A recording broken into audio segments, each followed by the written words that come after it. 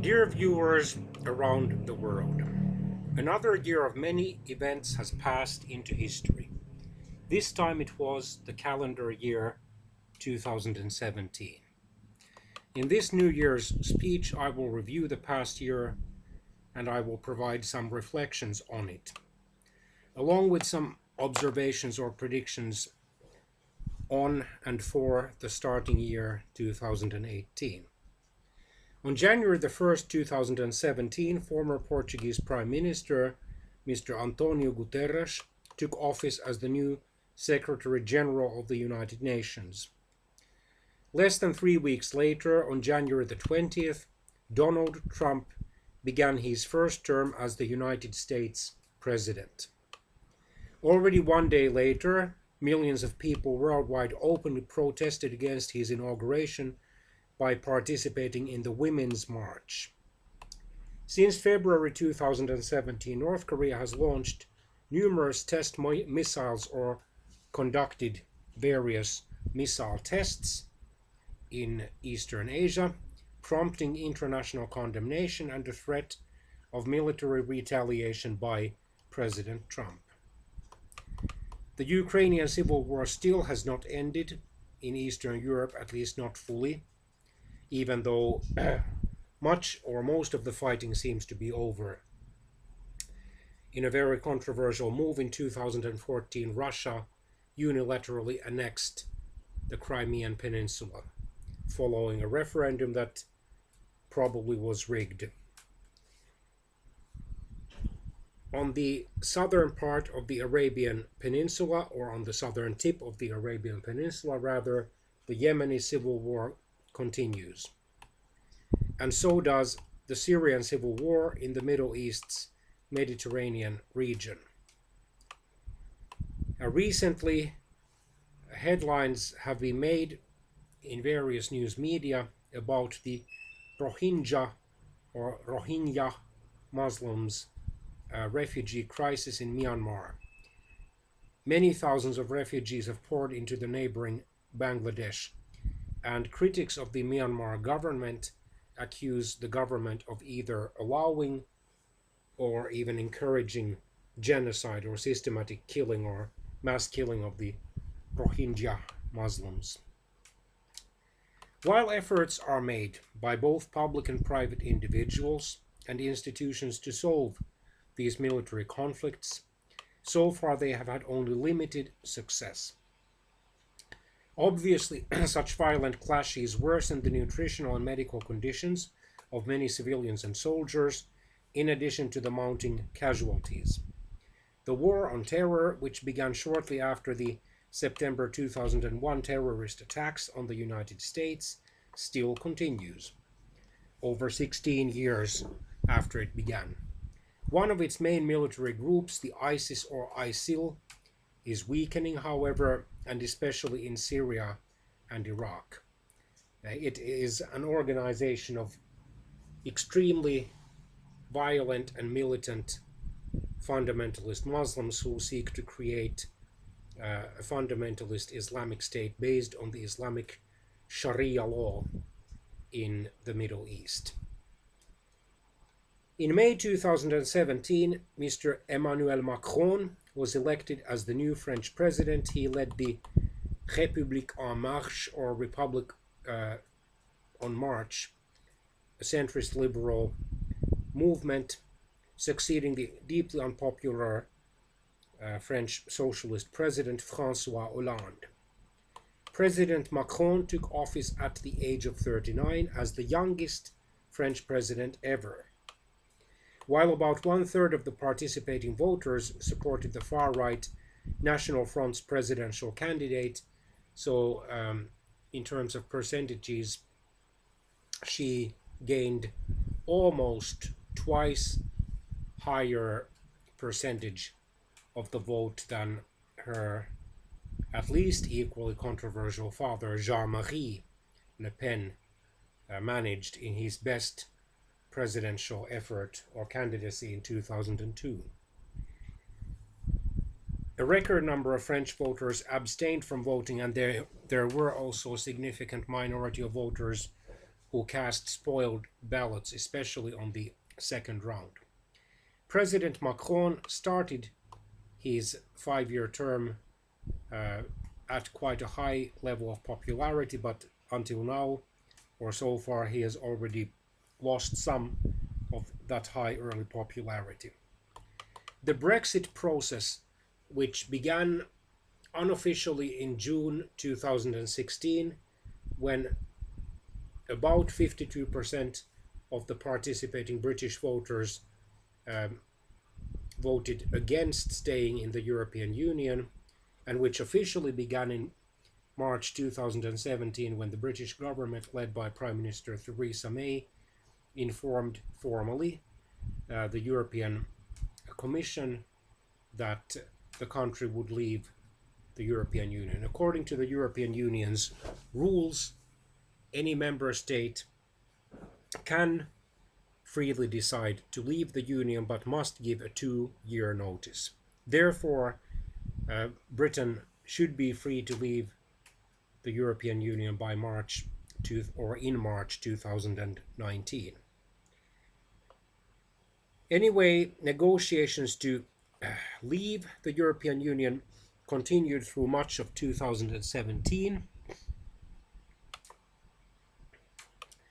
with the goal of a reasonable agreement between the European Union's Commission and the British government. Progress, however, has been slow. According to one news report broadcast by the cable news network, or CNN, it will possibly last until 2020 or 2021 to be fully complete.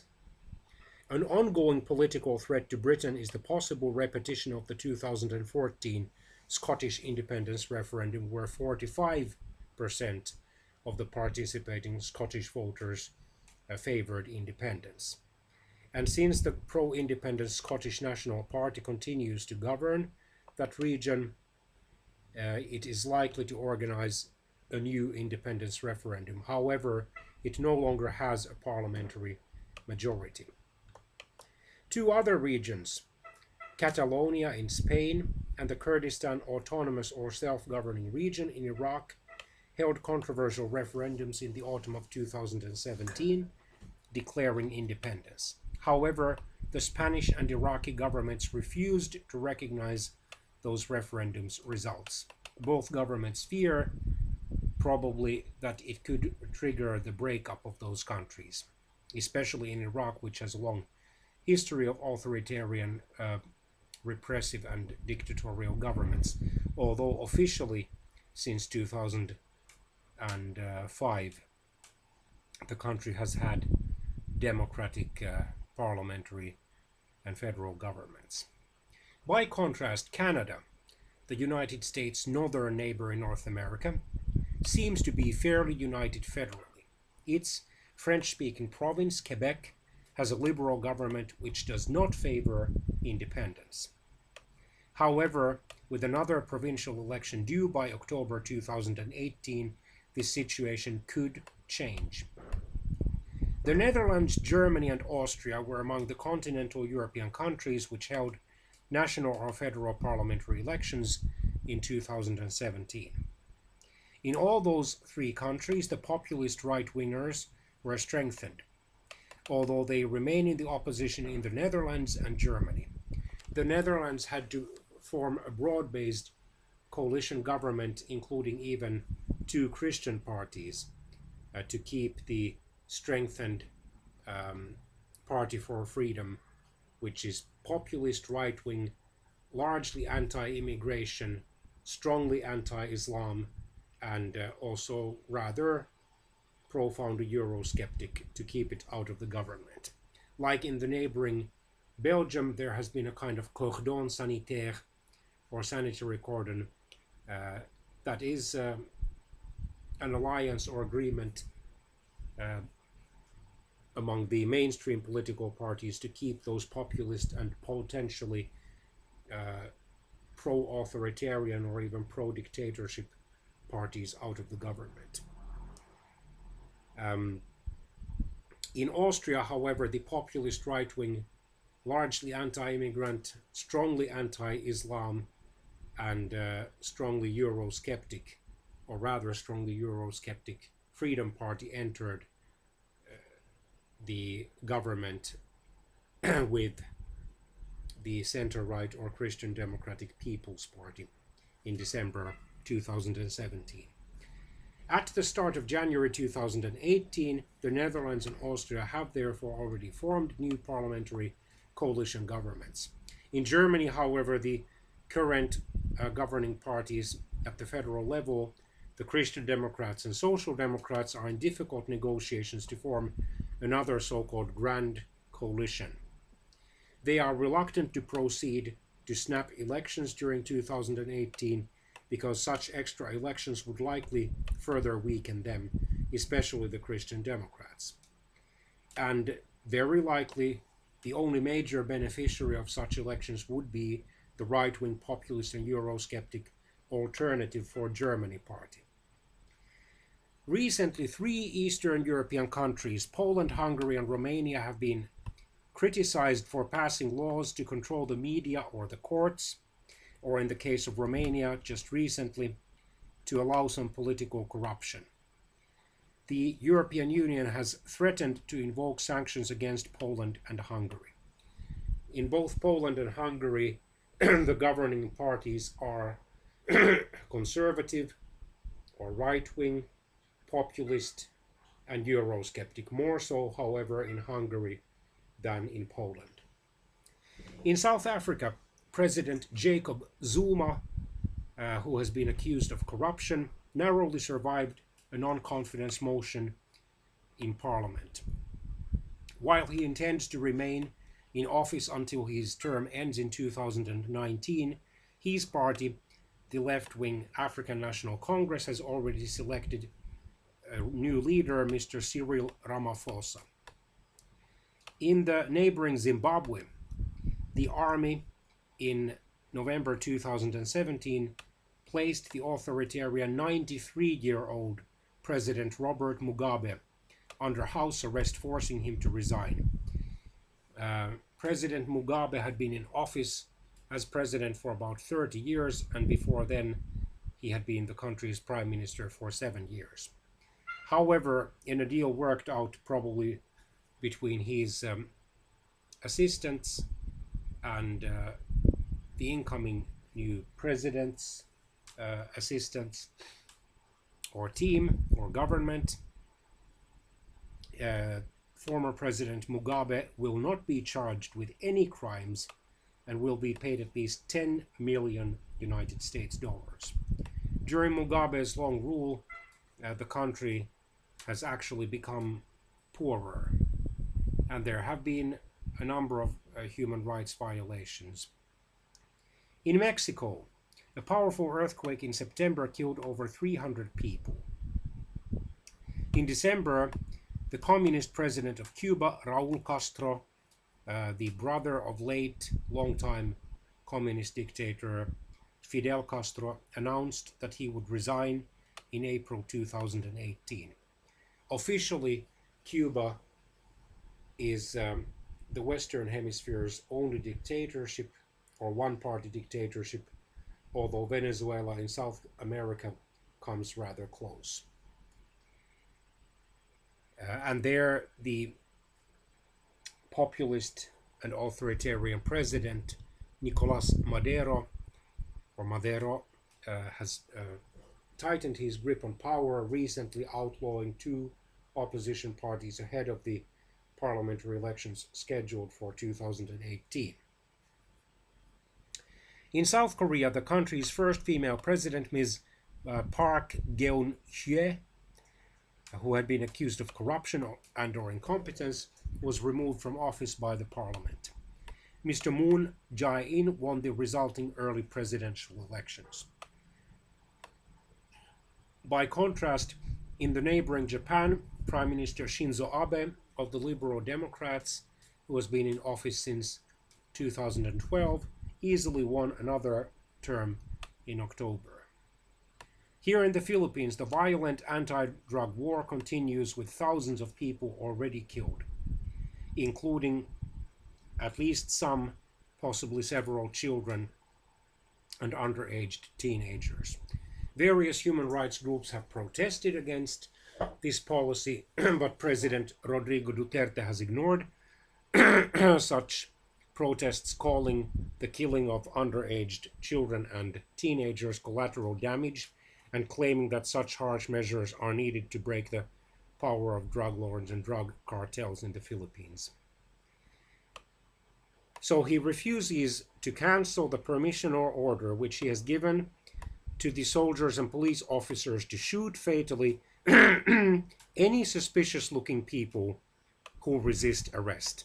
And this, of course, devalues those human lives and ignores the fact that there must be thousands of people who have been forced, either at gunpoint or knife point, or by threatening to hurt or kill their families, or by threatening to ruin their reputation on the internet.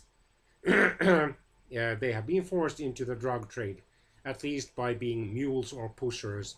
In other words, people who carry drugs without actually selling them, but then under threat give them to actual drug sellers.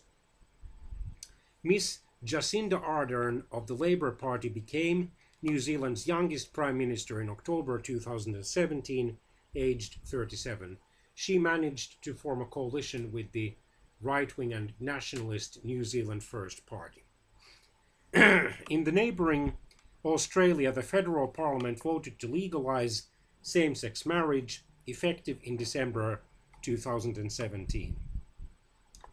In Venezuela, there is an ongoing and probably deepening political crisis, and it seems that President Maduro is moving the country even closer to full dictatorship. In October 2017, a Jewish-American actor and film producer, Harvey Weinstein, was accused of sexually harassing over 80 women. Accordingly, he was forced to resign from his film-producing company,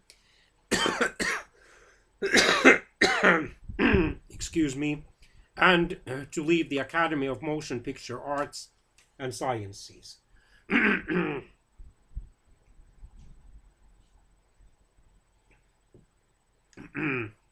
This case encouraged many people, many women around the world, to start the hashtag #MeToo campaign on Twitter. While President Trump has not been touched so far by this campaign personally, in terms of being formally charged with any sexual offenses, he is frequently accused of having had sexually harassing relationships with several women. One of his political supporters, Judge Roy Moore, lost a special U.S. Senate election in Alabama in December. Several women had accused him of harassing them sexually in the late 1970s or the early 1980s, when they had still been underage teenagers. In other words, under 18 years old. Like President Trump, Judge Moore continues to deny those allegations. By contrast, U.S. Senator Al Franken of Minnesota, a Democrat, contrary to the Republicans Trump and Moore, admitted having behaved inappropriately towards various women and apologized for his actions.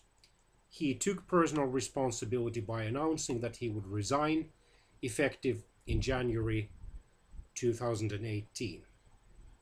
In Turkey, the authoritarian president, Mr. Recep Tayyip Erdogan of the Islamist Justice and Development Party, organized a constitutional referendum in April 2017.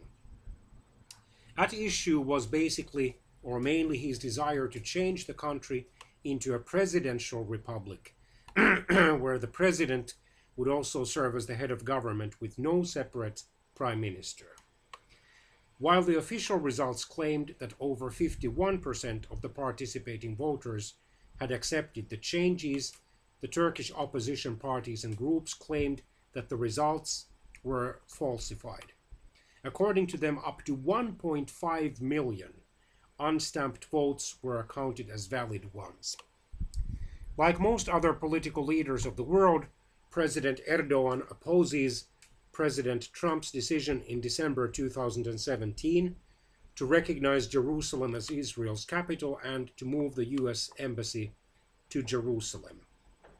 Recently, the United Nations General Assembly voted 128 to 9 to condemn that decision. This vote, however, is a non-binding resolution. US President Trump threatened to decertify the 2015 nuclear deal, which had frozen Iran's nuclear program. Critics warned that such an action would have negative consequences for the already cool and indirect US-Iranian relations. The United States and Iran have no official diplomatic relations, but they communicate via Pakistani diplomats. Another country with which the United States does not have official diplomatic relations is North Korea. In June 2017, those relations took another turn for the worse.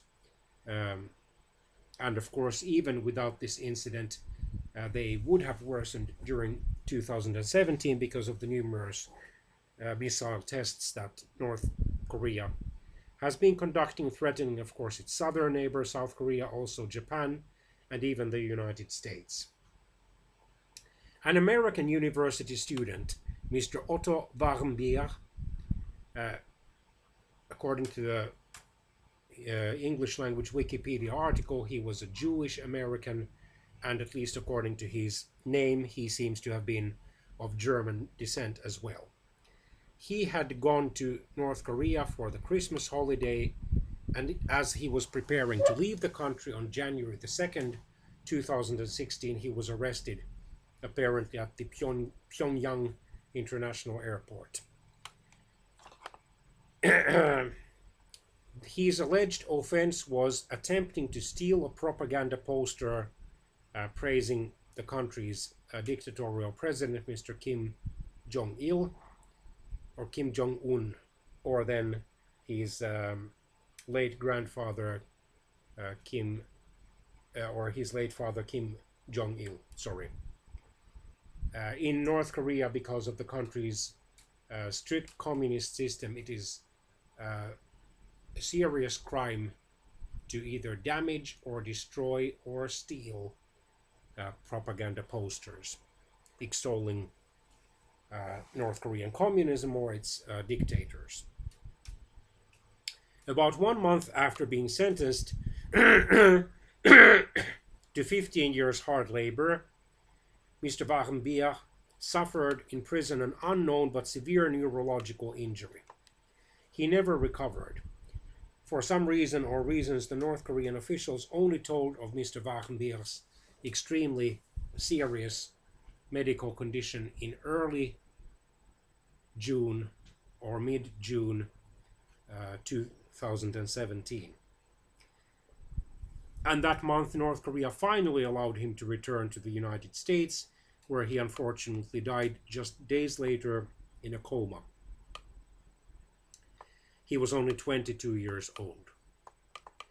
The Chinese president, Mr. Xi Jinping, continues to rule the country dictatorially. He has, according to news reports broadcast by CNN, for example, instituted a strong personality cult which seems to approach that of the late President Mao Zedong in its scope. China also censors the internet, although it does not go as far as North Korea, which normally does not allow ordinary people even to use the internet. The Russian President, Mr. Vladimir Putin, approaches the end of his third term, with presidential elections scheduled for March 2018. Throughout his long presidency, he served first from 2000 to 2008, and then since 2012 he has served. During the intervening 4 years, he served as the Russian Prime Minister or official or nominal head of government. Because Russia, however, is basically a presidential republic, the Prime Minister is dependent also on the President's confidence, and at any moment the President can dismiss the Prime Minister. However, in that case, the Russian President must nominate a new prime minister whom the Russian Federal Parliament's lower house, the Duma, must approve by an absolute majority. Anyway, President Putin has been accused of ruling Russia at least in an authoritarian way, if not even dictatorially. Various independent media, starting from newspapers and going all the way to television stations or channels, have been shut down or censored in Russia. Opposition politicians have been harassed and even killed in some cases.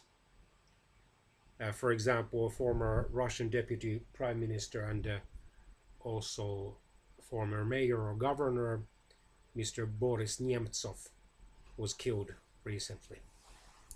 Some anti-Putin journalists, such as the late Miss Anna Politkovskaya, who was already assassinated in 2006, have also been killed or otherwise silenced. It is doubtful that the upcoming presidential elections will be free and fair, given that recently the opposition's main presidential candidate, Mr. Alexei Navalny, was forbidden to campaign. While there are several other presidential candidates, none of them even faintly approach President Putin in popularity according to the official opinion polls.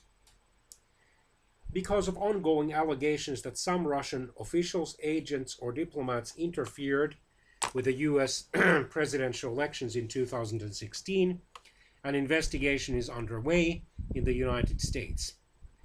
Although both President Putin and President Trump have denied any improper involvement in the elections, the investigation goes on. Next, I will briefly mention a few major international sports events. From late February until early March 2017, the Nordic Ski World Championships were held in the city of Lahti, Finland. Norway dominated those championships, winning a total of 18 medals. In May 2017, the Men's Ice Hockey World Championships were held in Germany and France. Sweden won the championship. In August 2017, the World Track and Field or Athletics Championships were organized in London, Britain. The United States was the most successful country, gaining a total of 30 medals. We must note that Russia is still officially banned from the International Track and Field Championships because the world's anti-doping officials, or a majority of them, have convicted the country of systematic state-sponsored doping or the use of banned performance-enhancing substances, such as steroids. For the same reason, Russia will be officially banned from the February 2018 Winter Olympics in Pyeongchang, South Korea. Individual Russian athletes who have been cleared of doping allegations, and especially those against whom no doping allegations have ever been made, and who have never given, even in out-of-season practice doping tests, positive samples, they can participate in such major international championships as individuals. Britain's Lewis Hamilton won the Formula One World Championship in November 2017. In 2018, there will be many national elections, especially in Europe, Africa, and Asia. In November 2018, the United States midterm elections will largely determine how easily or with how much difficulty President Trump will be able to persuade Congress to accept his administration's legislative proposals. In religious and spiritual terms, the year 2017 was another year of various churches, denominations, and religions' efforts to spread their doctrines, and on the part of Christian churches and denominations to spread the gospel, to cooperate with each other or to oppose each other. And also a number of Christians, whether lay or ordained, continued to warn of various deceptions in the Christian churches and fellowships, such as hyper-charismaticism, hyper-grace, the prosperity gospel, and the Word of Faith movement, the two last mentioned being usually lumped together as one big joint deception and heresy. Many Christian and other religious conferences were organized, and various short-term missions journeys were undertaken by Christians and other religious people alike. The new year 2018, accordingly, will not be an easy or calm one, because there are various tensions in the world. There are political ones, there are military, including nuclear ones, there are economic tensions, social tensions, educational tensions, even spiritual and religious tensions, for example, and medical tensions, for example, about how to combat such diseases as AIDS and tuberculosis, or here in the Philippines, the tropical dengue fever. However, we can always turn to God for forgiveness, assurance, comfort, faith, and confidence. Therefore, to conclude this video, I want to share with you 3 Bible passages according to the New Revised Standard Version. Psalm 37, verse 5. Commit your way to the Lord, trust in him, and he will act. Acts chapter 18, verse 31. They answered, believe on the Lord Jesus, and you will be saved, you and your household. 1 Timothy chapter 2, verses 1 to 4. First of all, then, I urge that supplications, prayers, intercessions, and thanksgivings should be made for everyone, for kings and all who are in high positions, so that we may lead a quiet and peaceable life in all godliness and dignity.